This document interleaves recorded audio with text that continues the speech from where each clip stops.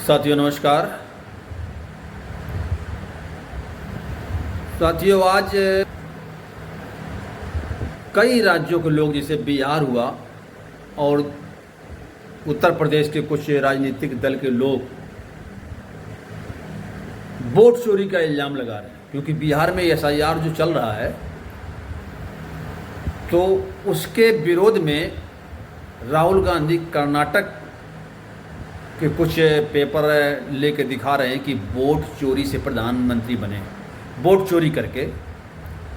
तो मैं आप सबको ये बताना चाहता हूँ कि जितने जो भी विरोधी हैं, चाहे कांग्रेस हो चाहे समाजवादी पार्टी हो, इन लोगों का इतिहास देखिए कि वोट चोर नहीं है ये लोग डकैत हैं। वोटों की डकैती पड़ती थी।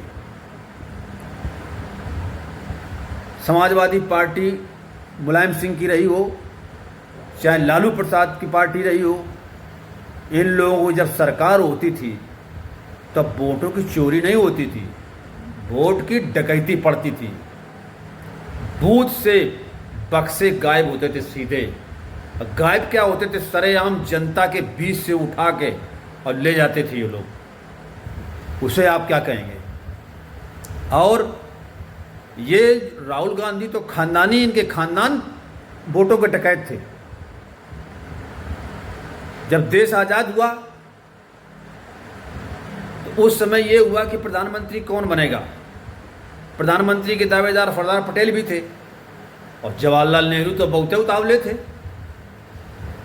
लेकिन महात्मा गांधी के सामने जब वोट पड़े तो 15 वोट, और 15 वोटों में 14 वोट सरदार पटेल को मिले और एक सिंगल वोट नेहरू जी को मिला था। और फिर भी सरेआम उन वोटों की डकैती डाली, वोट इधर से उधर करके और प्रधानमंत्री बन गए। इसको क्या कहेंगे आप? ये तो डकैती है ना जो सरेआम पड़ रही है। और कर्नाटक में दिखाते हैं कि इतने वोट ऐसे चोरी कर लिए तब प्रधानमंत्री बने। वहां पर सरकार तुम्हारी है और वोट चोरी भाजपा कर रही है। अरे कम से कम ये तो सोचना चाहिए ना। झूठा आरोप लगा रहे। हम कहते चलो ठीक है, वहां एक आदमी के घर में कई कई वोट हैं, तो जो एसआईआर हो रहा है बिहार में ना, वो इसी वजह से तो हो रहा है। तो उसकी खिलाफत क्यों करते हो यार? ये तो पूरे देश में होना चाहिए। जो कर्नाटक में हुआ है कि एक घर में कई कई वोट घुसे हैं, तो ये नहीं होना चाहिए। तो एसआईआर का समर्थन करिए आप लोग कि हर स्टेट में ये होना चाहिए। जो फर्जी वोटर है वो बिल्कुल लिस्ट से गायब होना चाहिए।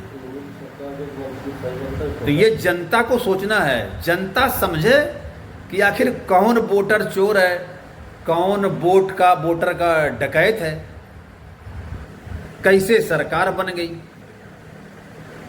यानी वोट चोरी से बनती है तो ठीक है, आप बना लो। कर्नाटक में सरकार थी तो आपके सांसद ज़्यादा जीतने चाहिए ना, वहाँ क्यों हार गए? ये है। अब ये बात जनता को